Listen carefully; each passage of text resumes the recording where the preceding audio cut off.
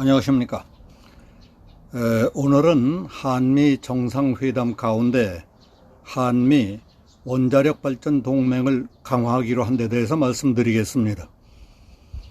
문재인 대통령과 조 바이든 미국 대통령이 한미 정상회담을 통해 원자력 발전 시장 진출을 위한 한미 원전 동맹을 강화하기로 했다는 것은 누구나 이해하기 쉽고 국민의 입장에서 가장 실감나는 쾌거였습니다. 심지어 침몰해가는 이 나라를 구해주기 위해 미국이 다시 한번 생명의 밧줄을 던져준 것이라고 말하는 사람도 있습니다. 더욱이 바이든 대통령은 탈탄소를 위한 친환경 에너지 산업의 대표주자로 원전 건설을 제안했습니다. 국내 환경단체들의 입장 등을 받아들여 탈원전을 친환경 정책의 일환으로 추진하겠다고 해온 문 대통령으로서는 혼란을 느낄 수밖에 없게 됐습니다.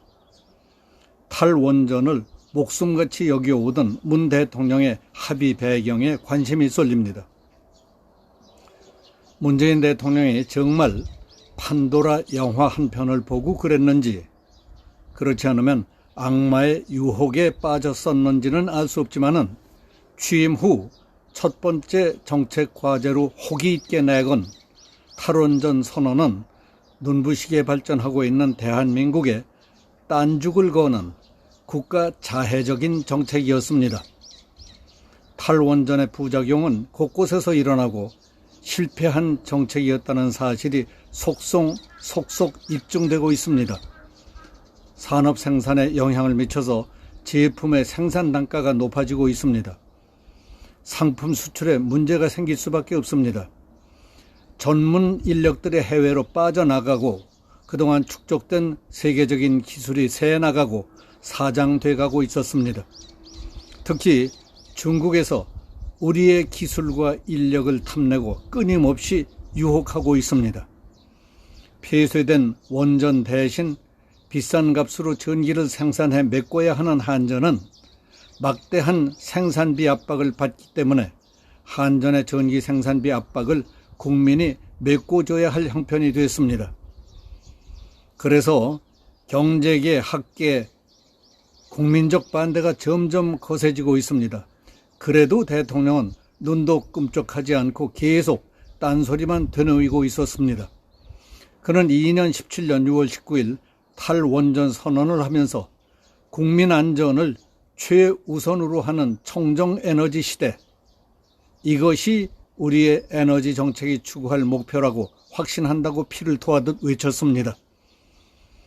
국내에서는 국민 안전을 위해 완전 탈원전으로 가겠다면서 체코에 가서는 우리 원전 기술의 우수성을 강조하고 무사고 안전을 홍보하는 데 열을 올렸습니다. 그러더니 2018년 4월 27일 판문점에서 김정은을 만난 직후에는 부랴부랴 산업통상자원부가 북한 원전 건설 추진 계획서까지 만들었던 사실이 밝혀졌습니다. 북한 원전 건설 추진 관련 문서가 누구의 지시에 의해 왜 만들어졌으며 그것이 북한과 구체적으로 어떻게 연결됐으며 북한 측에 전달됐는지의 여부 등은 아직 명확하게 밝혀지지는 않았습니다. 하지만 여러 가지 불길한 의혹에 쌓여 있는 채에 수사가 중단된 상태에 있습니다. 국민적 탈원전 반대 열기 속에서 감사원이 밝혀내고 검찰이 수사해온 것을 토대로 정리한다면 한국에서는 원전을 완전히 없애고 북한에 원전을 세우겠다는 것 아닙니까? 문재인 정부는 국민의 안전을 최우선으로 하기 때문에 국민의 생명과 안전 그리고 건강을 위협하는 요인을 없애겠다는 명분을 내걸고 북한의 핵은 돕고 우리는 핵 연료조차 없애겠다는 것으로 받아들이는 사람들이 많습니다. 이처럼 국민적 의혹과 불신에 휩싸여 있는 문재인 대통령이 한미 정상회담을 통해 조 바이든 미국 대통령의 요구를 받아들여 원전 협력 강화에 합의했다는 것은 국가적 차원으로 볼 때 매우 다행스러운 일이라고 봅니다. 문재인 대통령과 조 바이든 미국 대통령은 공동 성명을 통해 원전 사업 공동 참여를 포함해 해외 원전 시장에서 협력을 강화하고 최고 수준의 원자력 안전, 안보, 비확산 기준을 유지하기로 합의했다고 발표했습니다. 전통적인 원전 강국인 미국과 기술력을 갖춘 한국이 손잡은 것입니다. 최근 신규 원전 수주는 중국과 러시아가 싹쓸이하다시피 하고 있습니다. 미국은 세계 원전 시장에서 러시아와 중국에 뺏긴 리더십을 되찾기 위해 신규 원전 수주에서 한국, 일본 등과 국제 공조를 강화하기를 꾀하고 있습니다.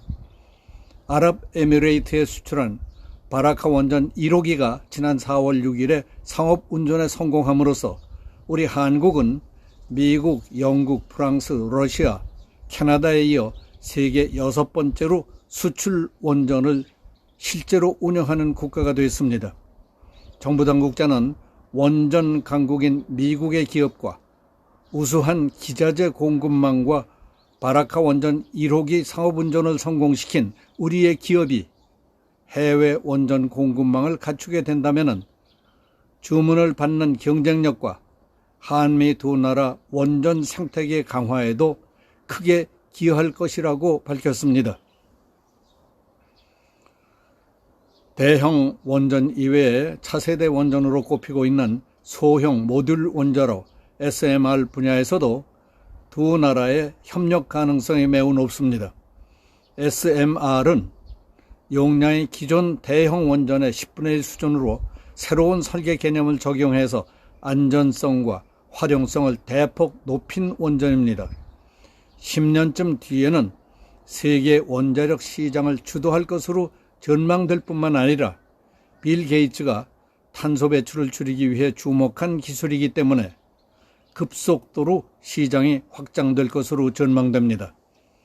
미국은 원전이 노후화되고 있어서 탄소 중립 때문에 보조금을 주어가면서 억지로 가동하고 있는 원전이 늘고 있습니다. 게다가 바이든 대통령은 기후변화 대응을 자신의 4대 정책의 하나로 내세우고 있습니다. 그래서 파리 협약도 재가입하고 리더십을 갖추겠다고 강조하고 있습니다.